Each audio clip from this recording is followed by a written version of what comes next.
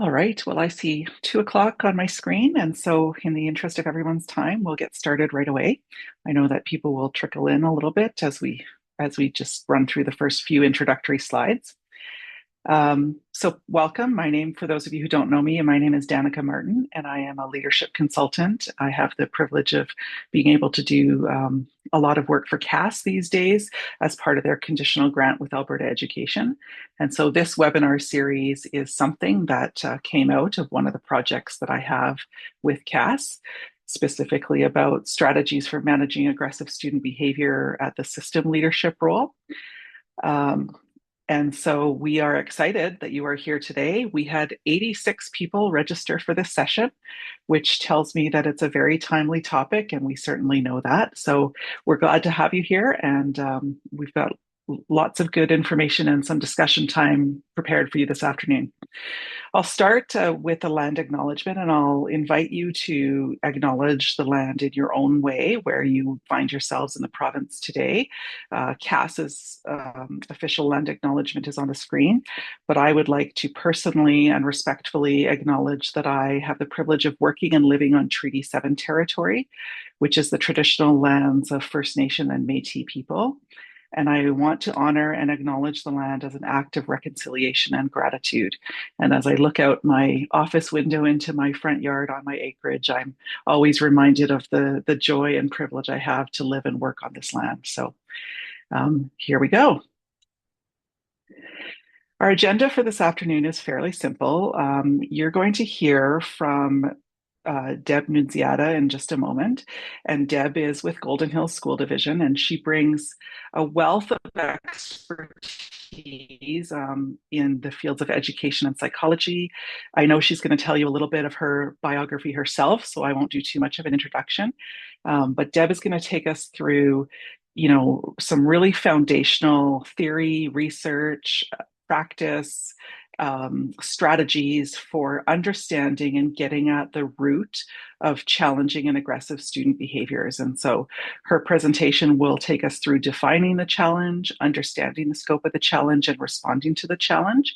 And we'll actually have some reflection and discussion opportunities embedded after each of those sections in our presentation. So you'll have a good chunk of time to process the information and talk with your colleagues and share ideas. This is part of a three-part webinar series. The title of the series is on the screen there, and the series addresses a variety of LQS and SLQS competencies.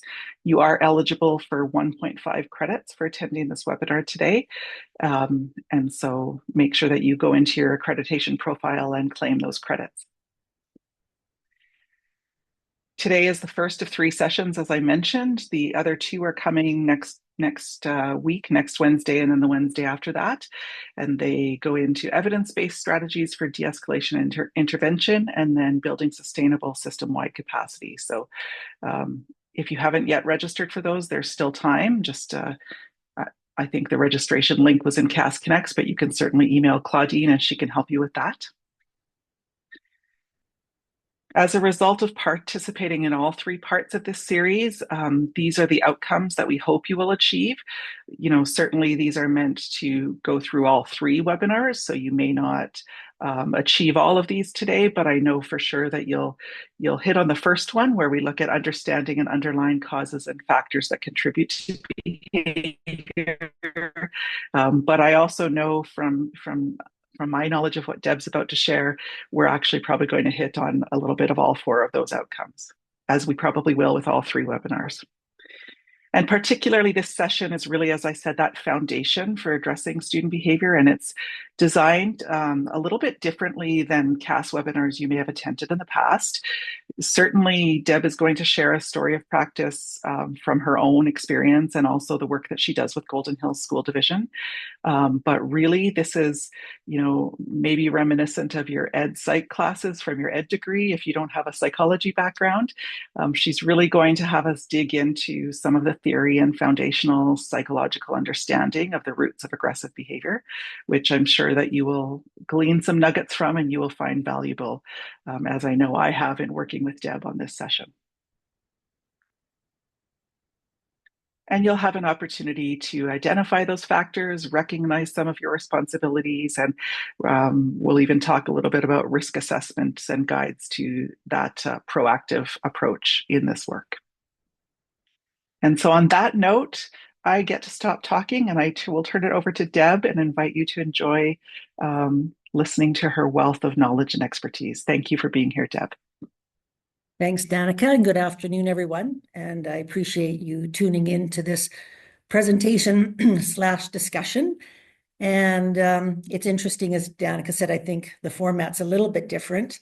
When I was first asked by her to cover this topic of understanding aggressive behavior in school contexts, I went, as I always do, and just started sort of digging into the more current research and deciding what it was I was going to cover. And then I went back and looked at Danica's notes, and I'm like, oh, this is supposed to be my story of practice. Oh my gosh. And my colleague Sue Humphrey shares an office with me, and she goes to more of these cast things. And I'm like, oh my gosh, what am I supposed to do? And she said, oh, well, I'm sure you'll be weaving it all in, your experience. Don't worry too much about it. But when I reflected on it, my story of practice really has been one of understanding behavior, not specifically always aggressive behavior. I started out as a special education teacher, and I had a special ed degree. So I knew a lot about learning disabilities and intellectual disorders. But when I found myself in the classroom, I realized that along with learning challenges came a variety of behavioral challenges as well. And I didn't feel equipped to respond to it in a way that I wanted to. And so I think within a couple of years of teaching, I went back to university exclusively to become a better teacher and to really understand what made my students tick and to be able to respond to it appropriately. But as I continued learning about assessment, I did become interested in psychology and became a registered psychologist in 1993. And I actually continued to do some teaching up until maybe about 10 years ago, even as a psychologist, just to try and keep my skills relevant because classrooms change all the time. And I want to make sure that I had a sense of what it's like to still be a teacher. So in terms of being a psychologist, oops, I guess got to get these slides. There we go. It's really important to know that with the psychologists who work as part of your school-based team is that we, like all professions, have an ethical guidelines or principles that we have to follow. They're very strict in psychology. We have our College of Alberta Psychologists. It's very much a supervisory monitoring. And we certainly can be, with parents and teachers, be taken to CAP when there's a feeling that we have done something that's not ethical. And so it's really important that we maintain competence in what we do. And so that's why what I hope I share with you today is pretty current in terms of the knowledge that everything that we do when we're working with students and family, the intent is to maximize benefit and minimize harm. And so this is really important when we're looking and thinking about the topic of aggression. How do we respond in a way that we're really trying to improve those protective factors to be of benefit while mitigating the risk of aggression in classrooms and schools? And we have to make sure that, a big part of our job is to share our knowledge and to build capacity in the parents and the school teams that we work with. So in order to adhere to these principles, we are often referred to as science-based practitioners. And so we really are always trying to look at the evidence before us, before we make decisions. And this is really important in schools, that the work that we do that is evidence-based practice, or at the very least, evidence-informed. And so I think sometimes we call lots of things evidence-based, but they actually haven't gone through the rigor of being tested out in some kind of a research study, but we're pulling from research evidence to make sure that the strategies that we're using are evidence-informed. And it's hard sometimes in school systems in the area of behavior and mental health because there's a lot of I guess, pop psychology or information and programs and resources that come across our desk.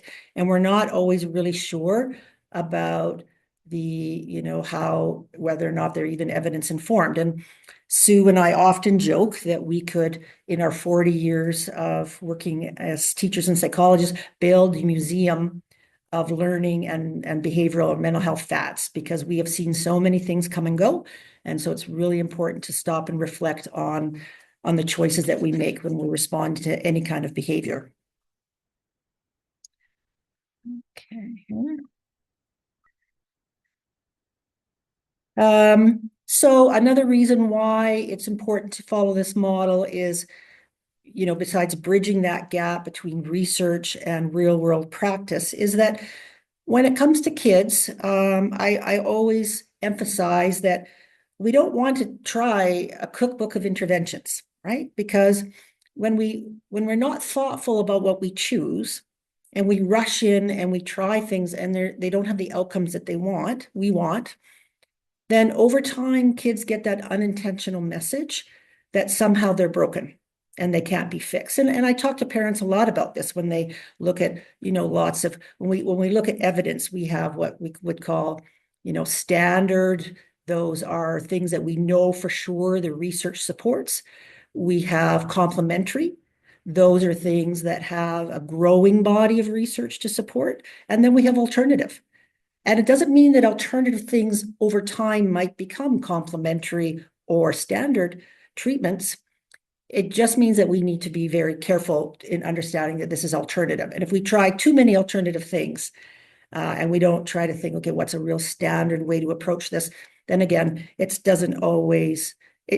leads to some helplessness and hopelessness, I think, over time. And even with evidence-based interventions, I bring the big quote from Dr. Michael Unger that's so important. It has to be the right one in the right way at the right time. So even when we know this is effective for lots of kids, if we haven't taken time to understand what's happening, it might not be the right timing for that child or that family, right? Or it works for other kids, but not for this kid for a particular reason. There are so many ways to manage behavior, to manage aggression, and it has to be about fit, right? So that's important why we use the science-based practitioner model. So the first thing that we need to do is kind of define the challenge, understand the scope of it, and then take a look at responding to it. So, I mean, I know I've been doing this. I've been in education for 42 years. And the dynamics have changed. Classrooms look completely different. And I'm in classrooms all the time, and I see this. I can tell you, I can give you stories about how I see more students with autism, for example, in classrooms. But we cannot just rely on this anecdotal evidence that we all have. We really have to, look into some of the research to understand this challenge so that we can facilitate some change. So first of all, then how do we establish a functional definition of aggression so that we're all talking about the same language? We want to be on the same page as to what it is that we're looking at. And if we look at the Education Act, they're pretty clear. They have a student code of conduct, what it is that they expect. And I actually love it for the fact that we talk about that behavior, that students must behave in a way that is caring, respectful, and safe. So when I bring families in to talk about any kind of behavior, I can just run it through those three things. Was that caring? Was that respectful? And was that safe? Right? So it's a really easy way to try and, at the very beginning, to understand the nature of the difficulty. And of course, it's got codes of conducts that address bullying and physical violence. So there's lots of things in our school act that we have to adhere to when we're thinking about this. And it's important that it's the law. We have to uphold these expectations. And so when I bring in kids and families again, and I just bring out the school act and I say, this is the law. We have to have this kind of environment. And so how are we going to work together to make sure that we are behaving in a way that's respectful and caring and safe? But we do know that Alberta education has recognized we're having more challenges than we ever have before around aggression. And so they formed that aggression and complexity in schools action team. They're taking a look at this issue as we speak. They've just been formed. You guys have seen it. So it'll be interesting to see what are some of the suggestions or recommendations that come out of their finding.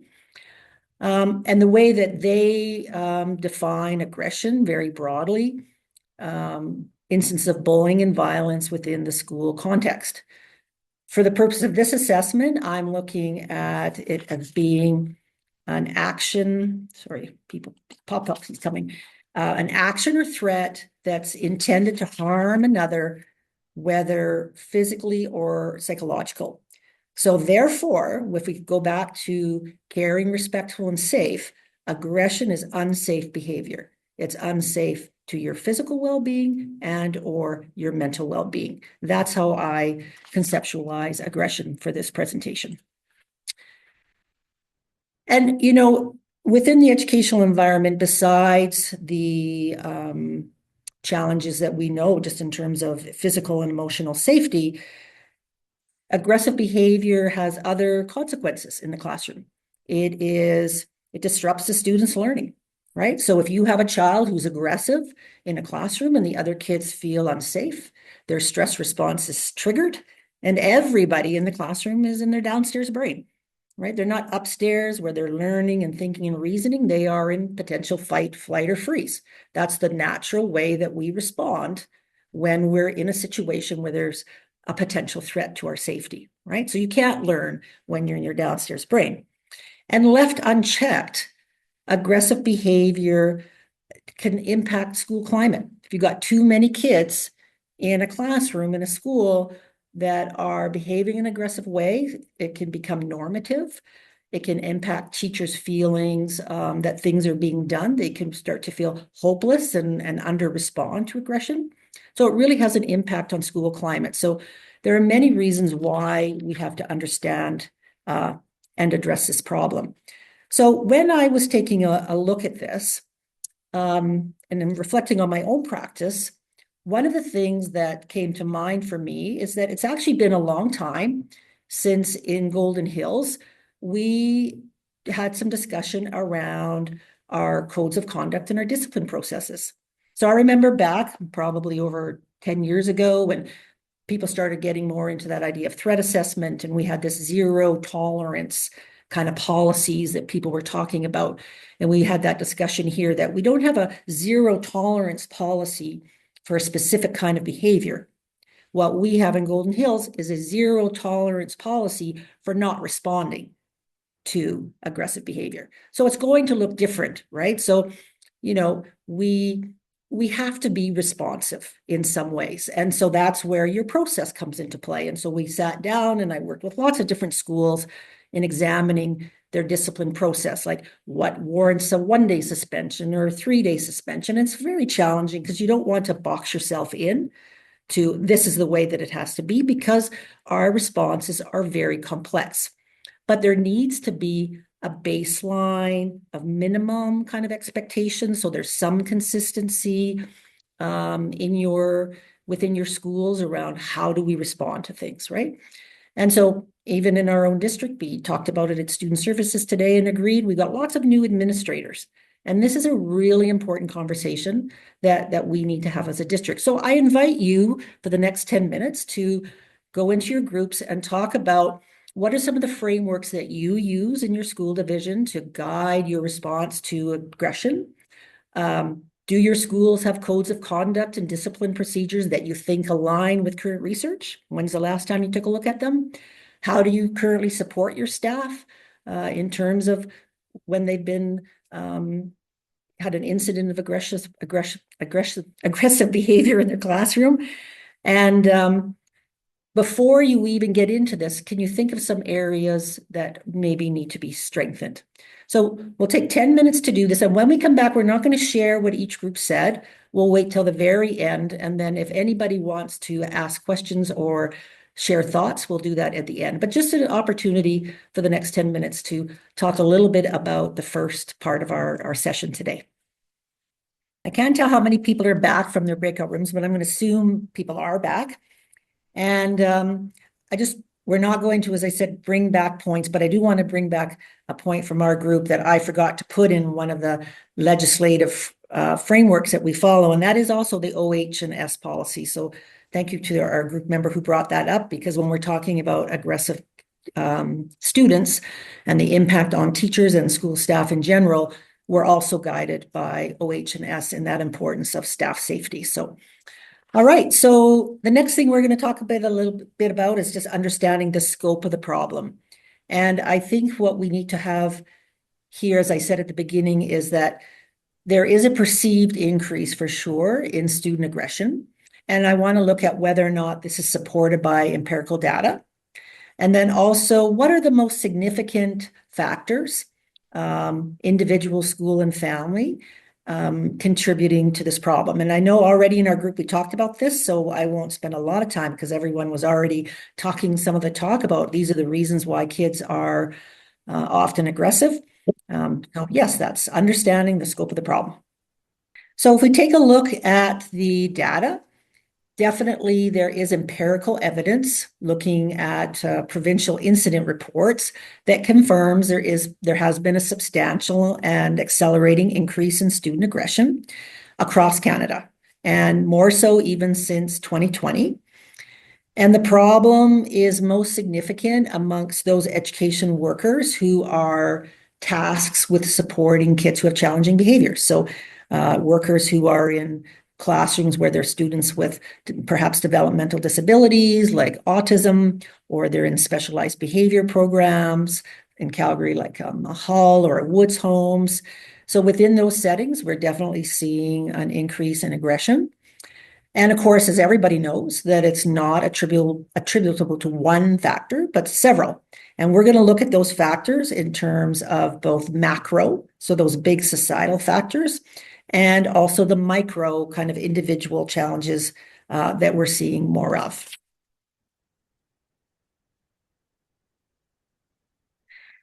So some of the macro factors are the pandemic after effects, the influence of digital life, increase in youth mental health problems and service gaps, family and community stressors, and school resourcing and capacity pressures. And so I've just taken a synthesis of all the different research, and these I would say are the big 5 reasons that are most often cited as being macro factors. And so we've heard a lot about pandemic after effects. There was a great study that came out of the University of Calgary around that, and that's in my references, the one by Dr. Kelly Schwartz. But we definitely know that the pandemic, after the pandemic, we've seen a bit of a shift to more aggression.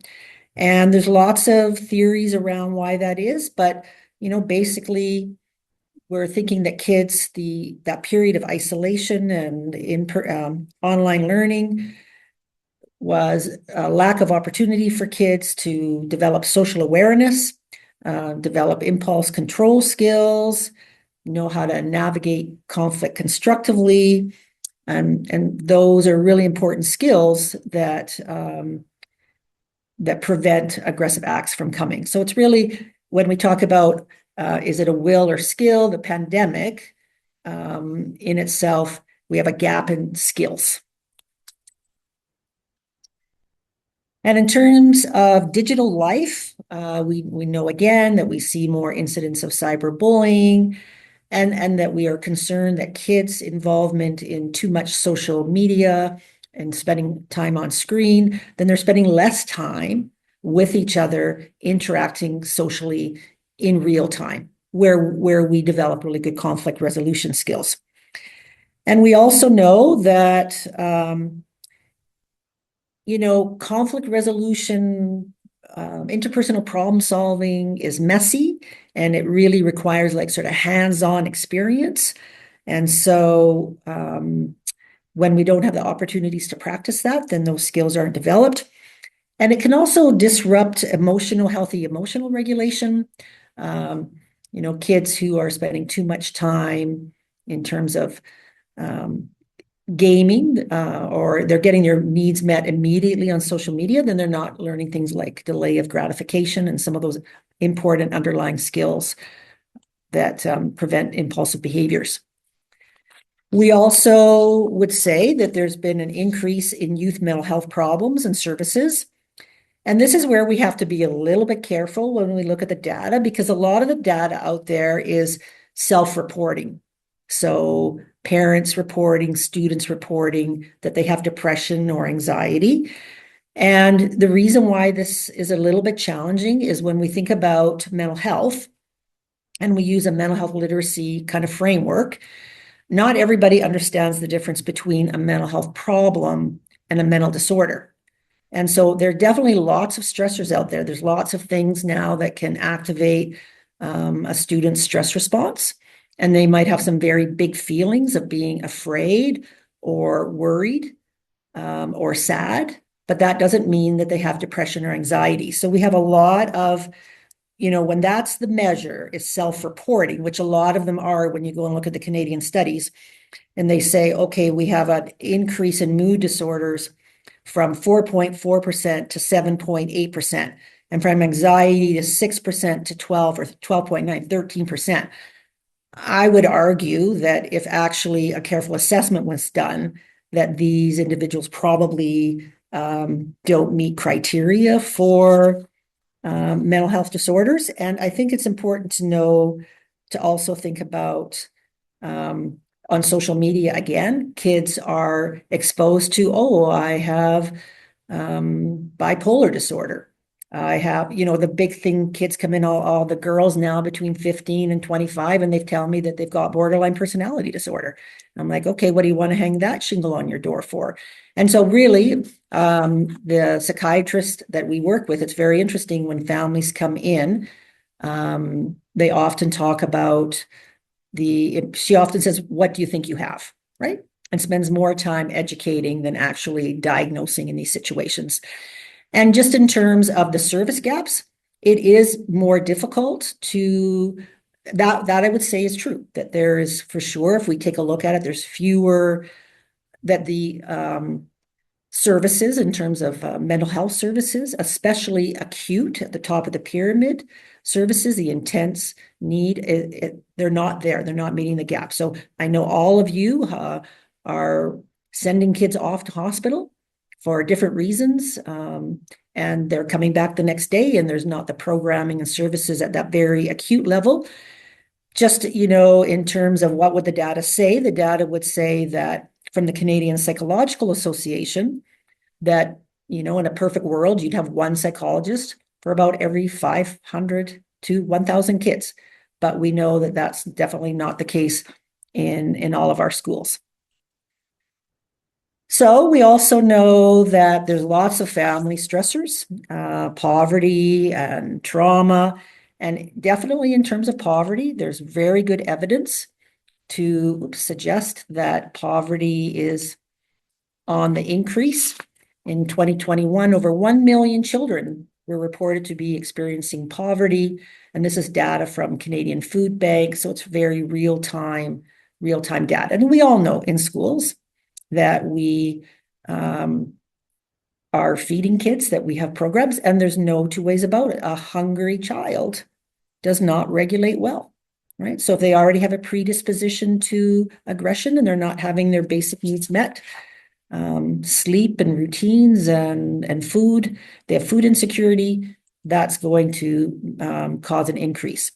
And as well, child abuse and maltreatment, exposure to violence, all of these things we saw increase during the pandemic for sure. And again, families were together, there were economic stressors, there were childcare stressors. So this is data from lots of police reports, emergency responders, that they saw a big uptick in the rates of domestic violence. And so we know that adverse childhood experiences, potentially traumatic experiences, can underlie dysregulation in young people. and a dysregulated child may be more prone to some kind of aggression. And we also know that it's not evenly distributed, that across our populations, there's some immigrant populations, Indigenous populations that are experiencing more of the poverty and more of the adverse childhood experiences than other populations. And in terms of school resourcing and capacity pressures, here's the thing we all know, that even when we have the financial resources to have more teachers or have more teaching assistants, we're in a teacher shortage. And I know in Golden Hills, it's very difficult for us to get teacher assistants who, well, we don't typically have trained teacher assistants. It's just difficult to get any teacher assistant into the classrooms. And so that is, teacher shortage is not just an Alberta problem, it's a worldwide problem. So lots of things happening, outside macro that contribute, that we're well aware of, that are underlying maybe some of this increase in aggression. And then we also have those individual factors with kids. And everybody here I know is familiar with Ross Green and that whole idea that kids do well if they can. And he talks about you have to figure out whether or not it's, skill or lack of will. And that's why understanding is really important. We need to know what it is that we're working with. And the Alberta classroom, we know the class sizes are bigger, and we see more kids in our classroom who have identified mental health problems, who are more diverse culturally, who are struggling academically. We see more children with neurodivergent learning needs than we ever have before. So when we think about those individual factors, again, we have 5 nice factors that sort of can contribute to why a child may be potentially more aggressive. And so when we're understanding what's happening, these are the things that we are seeking to understand better. And the first one, and I think one that's often overlooked, is that idea of temperament and personality. We're not all born a blank slate, that there are children who are born with a more difficult temperament, right? So they are maybe more irritable, or they have a low frustration tolerance, or they don't adapt well. We know that some children are more prone to impulsivity. If you've got children of your own, you've probably got one child who may be more impulsive than the other. Sometimes we have children who have difficulty with empathy, and that might be related to a specific disorder like autism spectrum disorder, or not, right? And the research would say we're learning that empathy is actually a specific region of the brain. And so there can be kids who are born who have more challenges understanding the perspective of other people. And then we definitely have those kids who are sensation seeking. They just high risk, they need that stimulation. And just by temperament, they like a good fight, right? That's very stimulating for them. So now we have the cognitive and emotional factors. And this is really, really, really important to understand. And people in my group were already speaking to this. In terms of our cognitive, we really need to know before we intervene, what is that child's capacity to participate and benefit from our intervention. So if you have a young person who has underdeveloped language and communication skills, and they are starting to become agitated, it's not usually a good strategy to talk a lot to them. Talking to them can actually make it worse. You just sound like the teacher on Charlie Brown to them, right? So you can agitate them when you're doing that. If they have underdeveloped communication skills, they may be frustrated because they can't tell you what it is they're thinking. So you might have to give them other ways to express their frustration, right? So it's really, can they tell me that they're frustrated? Sometimes you have kids who just have that hostile attribution bias. So they're wired. We're already all wired 60% of the time to think of the world as a little bit more hostile as a safety mechanism. There are kids who have learning difficulties or attention deficit or intellectual disorders who have poor problem solving skills. They don't reason very well. They don't see the connection between this action and this particular outcome. And so we're not going to reason with them. And that's what we like, because most of us in our profession have good reasoning skills, and we go in and we try to reason away and problem solve at a level that they're not capable of doing. And again, that can just make them more frustrated. And I would say when we're talking about, the importance of this, so many times when I'm going in and I'm helping to look at a problem around aggression, it really is choosing interventions that don't match the cognitive and emotional capacity of that particular child. So lots of children with intellectual disabilities present well. And so we have them go to counseling, but they're not going to, the ecological validity of counseling is not great. They're not going to transfer those skills, because in the moment when they're frustrated, they don't have the communication skills to let you know. They don't have the reasoning skills to choose something different. So you want to make sure, or if you're using just pure behaviorist principles, like a response cost system with a child who's highly intelligent, they're going to maybe see that as condescending, and they're probably going to be 2 steps ahead of you if you're using a strategy that is not a fit for their capacity. So when we look at something back to Ross Greene and his collaborative problem solving is great for kids who have the capacity to do that, right? So we really want to make sure we know what it is. We have kids go through, the same intervention around social emotional learning 3 times, and we can't understand why it was that they didn't benefit from it, because they didn't have the capacity to, right? So we really want to make sure that we've explored those important factors.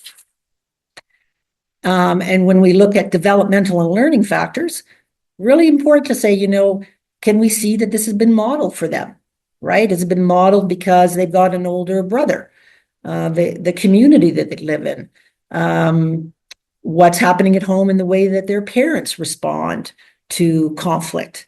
Because if we think part of the issue is modeling, then our intervention is around changing the system somehow, right? So we maybe are helping the parents see modeling that behavior is not good for their child.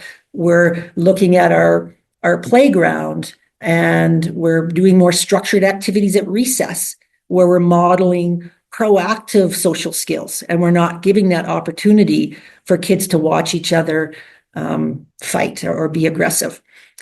Reinforcement, we want to understand, are we unintentionally reinforcing this aggression ourselves as school staff or at home? And that is so easy to do, because when you have a child who's aggressive, it is sometimes, or has the potential, not aggressive, not in the moment, but has the potential to be aggressive, and you're scared of that aggression, you are much more likely to give into whatever it is that they want, right? So, I worked with a mom for a long time whose son, high school, very aggressive at home, threatening her, punching holes in the wall if she tried to take away, his social media or put a limit in, and very challenging, because we know intermittent reinforcement is the hardest to extinguish. So really tried to work with this parent and work with the RCMP to set some limits, and for her to be supported as a single mom to be able to do that, and for her son to be able to see that mom has some power, right? And then, of course, if it's poor attachment, then we have to understand that our interventions are going to be relational, right? And we need to know, and it could be all of these things, but we need to have some kind of understanding, or how has the child learned this aggression, right? So we can assume some learning has happened, that this is a way to get their needs met. Then, of course, we're all familiar with the mental health and neurodevelopmental conditions that predispose kids to aggression. So I don't need to go into these in great detail, except to say, a child who has ADHD, often it's really difficult for them to regulate their emotions. And these externalizing disorders, as we call many of them, the first two, ADHD, oppositional defiant, they depend highly on the environment, that you as their external brain, that structure and that supervision to mitigate the risk of aggression versus a strategy for a student who might be very anxious and responding in an aggressive way isn't necessarily supervision. It's maybe coaching and catching that anxiety in small stages so that we intervene. So again, our interventions, there are some things that are good for many kids, but they have to be very tailored, and we have to consider, do they have a diagnosed mental health or neurodevelopmental condition? So with that in mind, thinking about the macro factors that can contribute to the aggressive behavior you might be seeing and the micro factors, what are the patterns that you are noticing in your school division? How have you observed trauma, neurodiversity, to be influencing the situation in your schools? And really importantly, what are the early indicators or data that you use as a staff to identify when a child needs support? So how do you work in that proactive or preventive way? What are you looking for when you've got a child coming into your system? How do you know, yeah, this is a child, there's some potential here, and we're going to support them? So again, we're just going to take 10 minutes and have a group discussion, and then we'll come back for the last part of our presentation.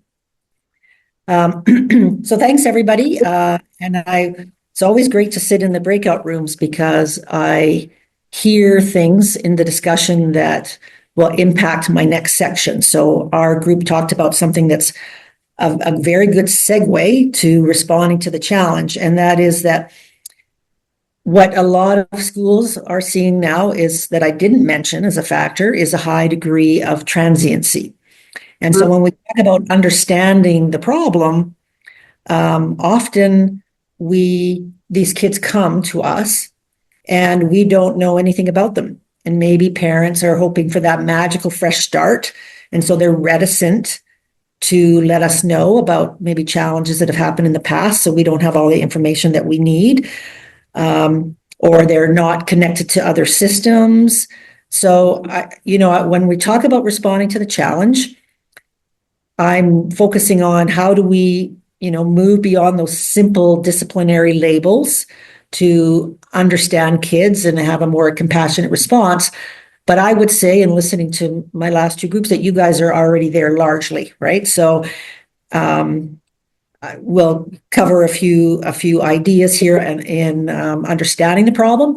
But in the back of my mind, this is easier said than done, right? And I'm only talking about step one, not intervention. And so I'm just going to talk about this and then leave it in terms of, well, then what do you do, right? So this is kind of a hard place for me to be in. Let's understand what's happening, and then you guys figure it out. But in your next two sessions, you'll learn that part.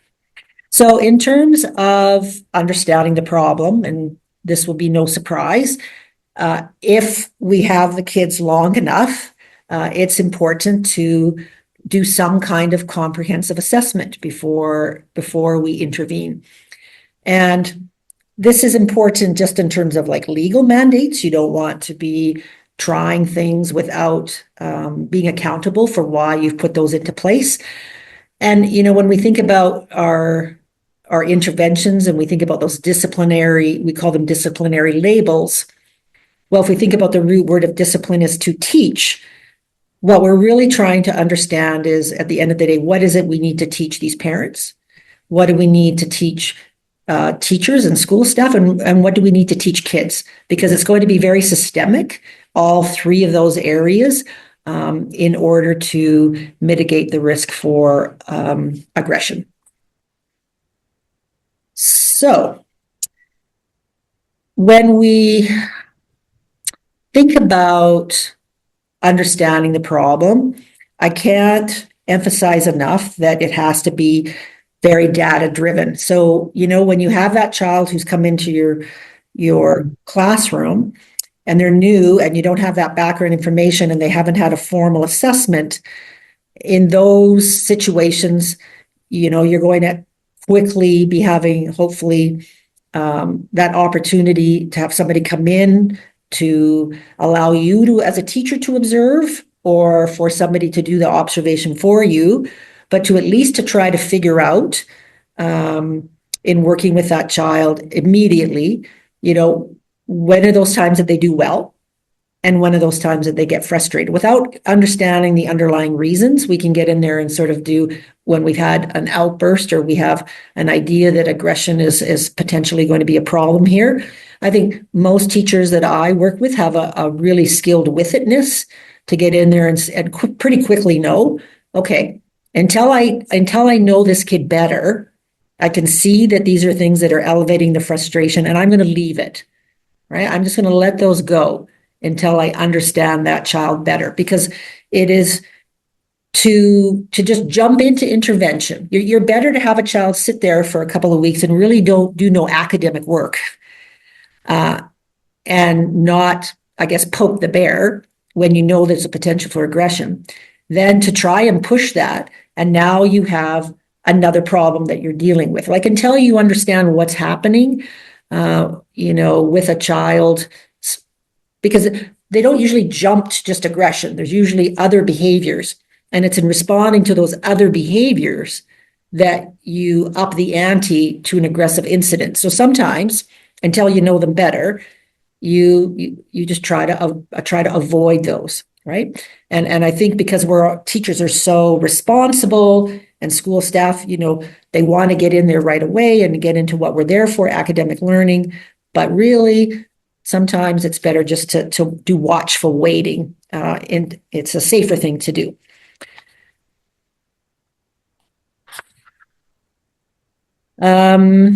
So another thing that's important, why we want to make sure that we take our time before we do any kind of intervention, is that we can actually make it worse. So if we're not understanding why a child is behaving in a certain way, so we don't know that, there's a trauma background yet, and there's some attachment issues and trauma issues, and we do some time away, or we isolate that child, and then they perceive aggression, and then they get aggressive. The rejection triggers some aggression for them. So we want to make sure that we're not making that problem worse. Or let's say we get in and we just right away do sort of a response cost, a kind of a token system, and we extinguish one behavior through that, but then a new one, so for example, we have a child, and every time we give him math work, he hits us. And so we put him on a behavior system and we get rid of the hitting. But now we have throwing and scrunching up the behavior, because we still have the problem, and that is they're avoiding math work, right? So, we don't want to just trade in one problem for another, or make the problem worse by getting in there too quickly. And so, therefore, it's really important that we think about different kinds of assessment. So you can have a psychoeducational assessment. Maybe it's like a functional behavioral assessment, simple observational assessment. But we want to, at the end of the day, be asking yourself, what is it we need to know about this child, and how will we find out? And lots of times in schools, one of the first things we do, I think when we have a red flag in terms of assessment, is we get on the phone to the previous school. I just had a meeting on Friday with a receiving school who's going to be getting a student of ours who's highly aggressive. And they took one look at the little cumulative file, and they were calling the principal and myself, and they had 5 people from their team. And before the child even started, they were working with the previous school, as to understand from us what has worked, what hasn't worked. So that's wonderful. Like, when schools work together, when we talk about these transient kids, and this is a child who's very transient, and you take that time to phone that previous school, that's beginning a very important assessment process.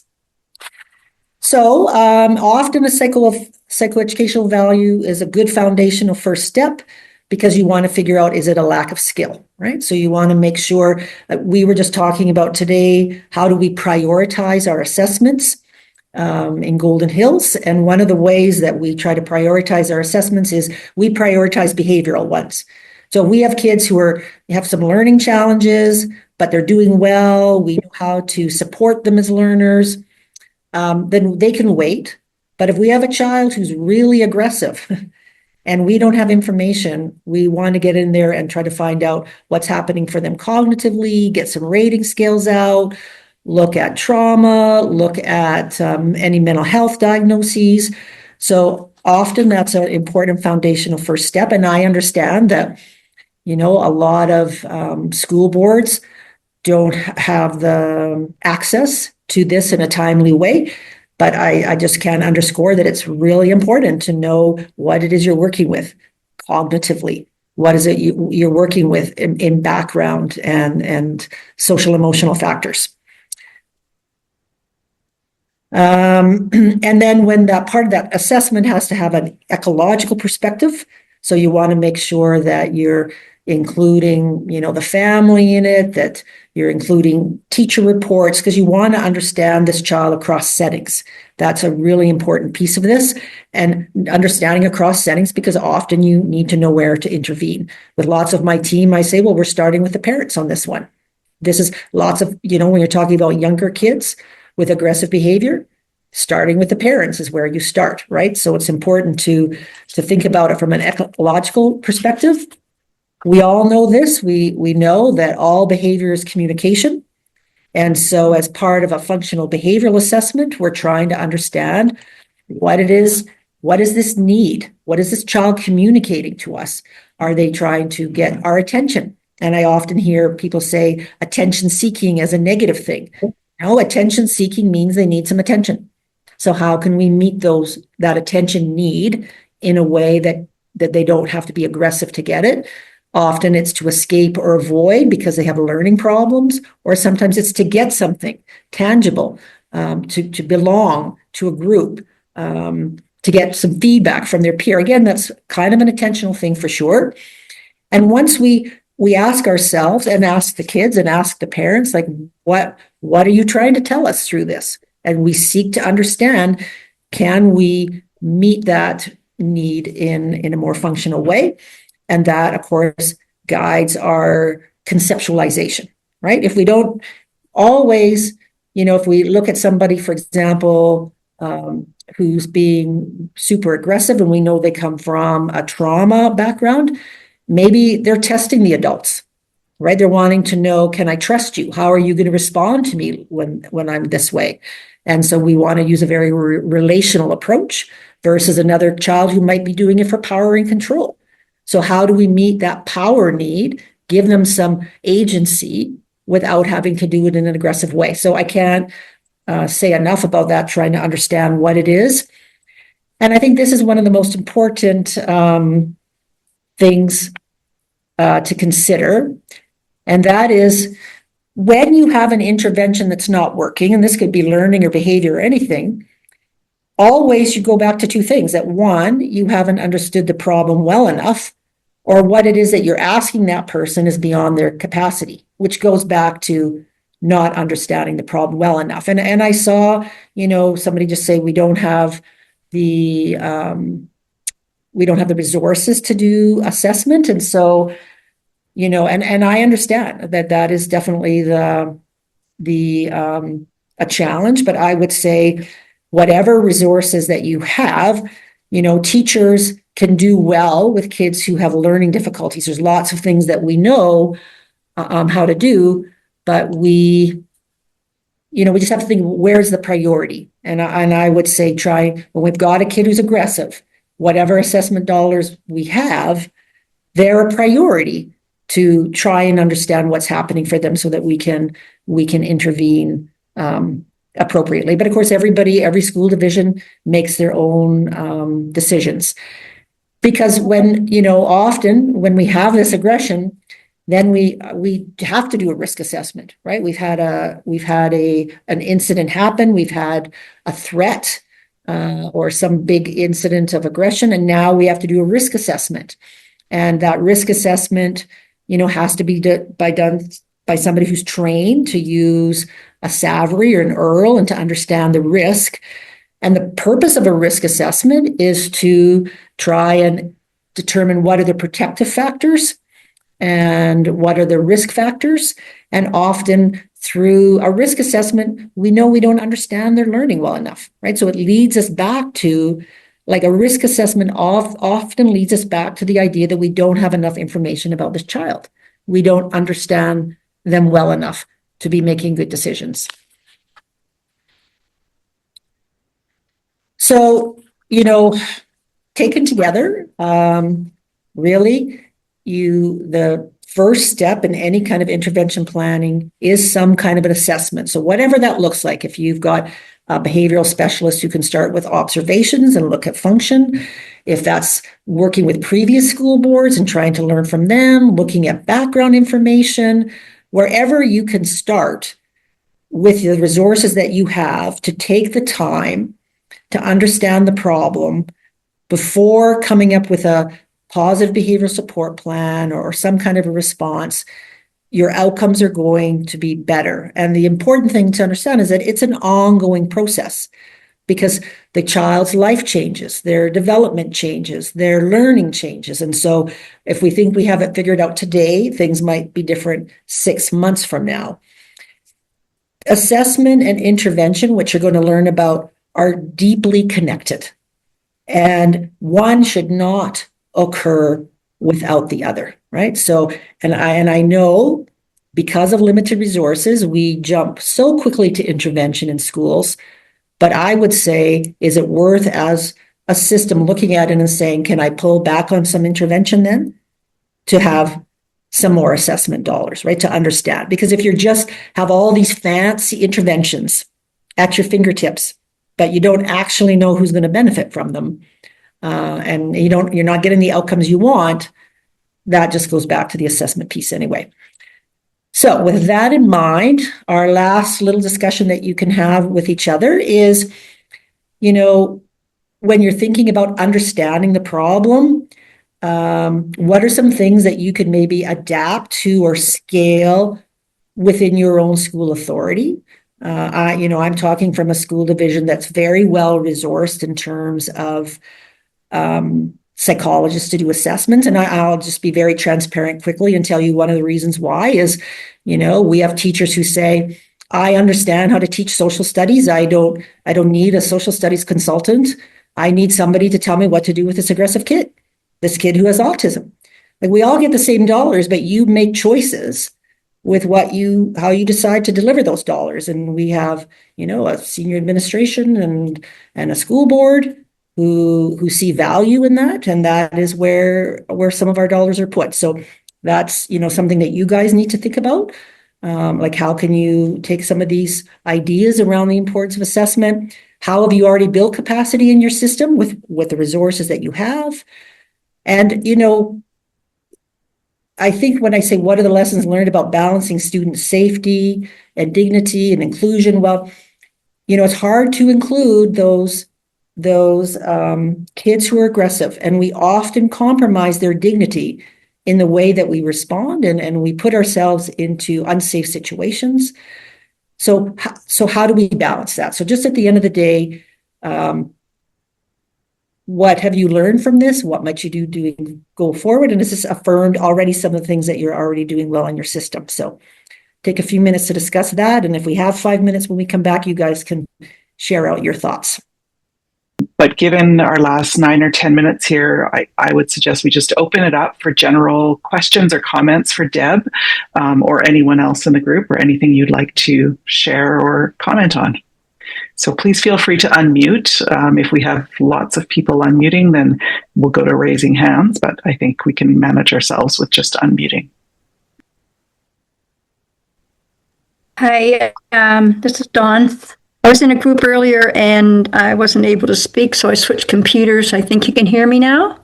Yep. Yes? Yes. I just was looking at the bullet 3, how have you built capacity within your system? Mm-hmm. Some of the things we did recently in the last couple of years is that we went on ATA website and found some interesting workshops, one called Trauma-Informed Classrooms. We found it to be very effective. All of our staff took it, and the other one was building relationships in the classrooms with your kids. So those workshops, I think, really benefited staff in being able to not react so much to the behavior, but to intervene before it becomes too aggressive, including on the playground.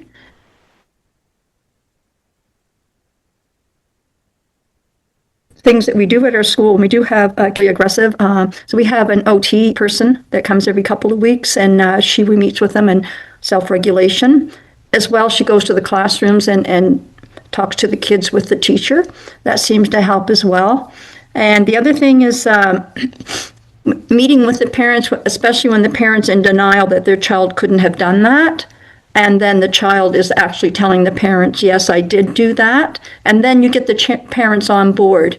But I'm telling you, the times that we've dealt with parents and we didn't have the child there, it's our fault. We didn't do, you're picking on my kid and everything. And so that's when we get to the point and we say, please come in for a meeting. And we're finding that those meetings are fairly helpful. Because, we have kids that our parents tell us to hit back. Yeah. And then we say, well, no, you can't do that. And then we bring the parents in, well, that's not what I meant, And so then things seem to improve after that. I mean, we do have some kids that came to us from other districts, other systems that caught us off guard, caught us by surprise, and we actually had to do a psychoeducational assessment to find out what was going on, because what we were getting from the parents wasn't enough. But at least the parents supported us in doing that and help us better understand the child. I just wanted to share that with you. Well, you hit on some great points, I think.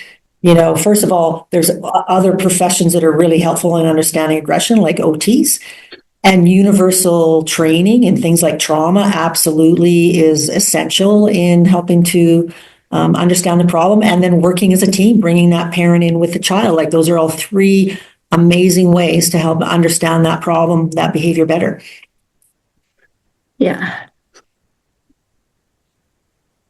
Other thoughts? That's it for me. Something aspirational. We are by no means doing this well, but I'd like to manifest that we're going to do it better. I don't know if we ever will. Like the restorative piece after the fact, right? Whether that just be with the staff or with the students or with the students and the staff, like just the after piece. I wish that I had more time to do a better job at, and I recognize that we're not getting a 10. We're not getting a 10 there, but I wish we did. And that's important when you think about assessment as a process. If you do a restorative justice, what you understand the problem in that process, those meetings, again, it's adding to your understanding. So absolutely, that relationship repair, restorative justice, that response to intervention is all part of the assessment process, and it's fabulous. I guess coming from within the classroom, one of the things that I find that is a bit of a hardship right now is because we have so many students with so many complexities. We have lots of people that come in and give us all of these suggestions as a teacher, and then all of a sudden that support's gone. And we don't get a lot of time to have it modeled for us or to explain what to do when that reaction doesn't happen exactly the way that we had hoped it was going to, and what we do with that. And then, of course, having that time again to have that restorative piece when it's all said and done. And by the time you kind of get it all figured out, the student's already on their way to the next grade level, and then that whole process occurs again. And sometimes I think we're losing that connective piece that we could have if we had that time to implement and engage a little bit more with the professionals within this classroom. And sometimes part of the assessment, the best part is spending more time in the classroom doing the modeling. And like a lot of our psychologists spend way more time consulting and in classrooms than ever doing a formal psychoed, because that's where you should begin, right? Being in with a teacher, working together, trying to figure it out together, and then decide if we need to do step 2. Absolutely. Yeah. or the OT or speech or whoever's helping you out, behavioral consultant.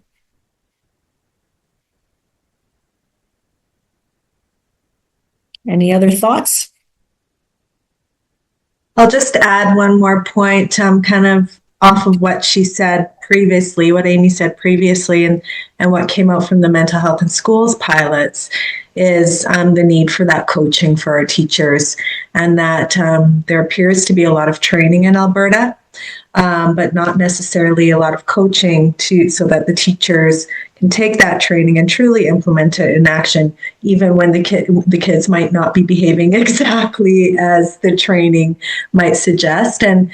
And I think, Deb, that's kind of some of the beauty of your model in Golden Hills, is that you have psychologists embedded, not those that just come in, do an assessment, and then leave, and the child has a diagnosis, and that's it, and it's just paperwork that's done, really.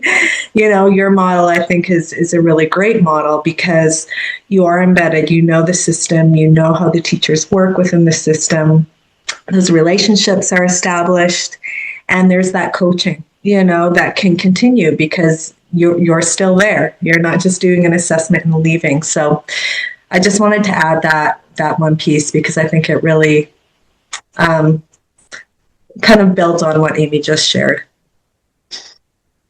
Thanks, Lorianne. Nice to see you. All right, so we have 2 minutes left. Any other quick thoughts?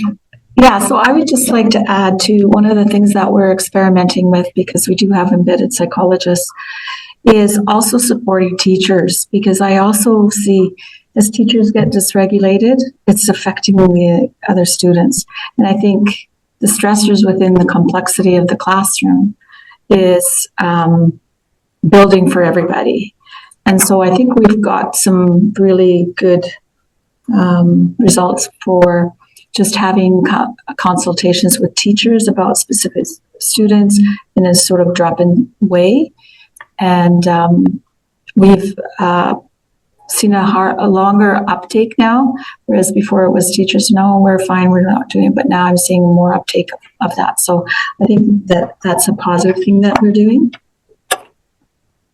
Perfect. So thanks for sharing, everybody. And I want to thanks again, everyone, for your attention and participation in our session today.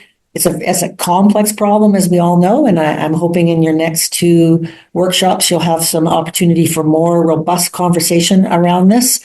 And if you have any specific questions, feel free to email me. I'm very happy to connect with other people if you've got some specific questions beyond our workshop today, our session today. And on behalf of CAS, I would certainly like to thank everyone for attending, but most importantly, I'd like to thank Deb for all the time and effort she put into this presentation. I think from the robust conversations and questions, everybody here gleaned, some nuggets of information and just more knowledge, and your expertise sharing is so valuable. Thank you, Deb. I will, as I said, follow up with some emails, and I'll include Deb's contact information in that so that you'll have it. We wish you all a great rest of your day, and thank you all for attending.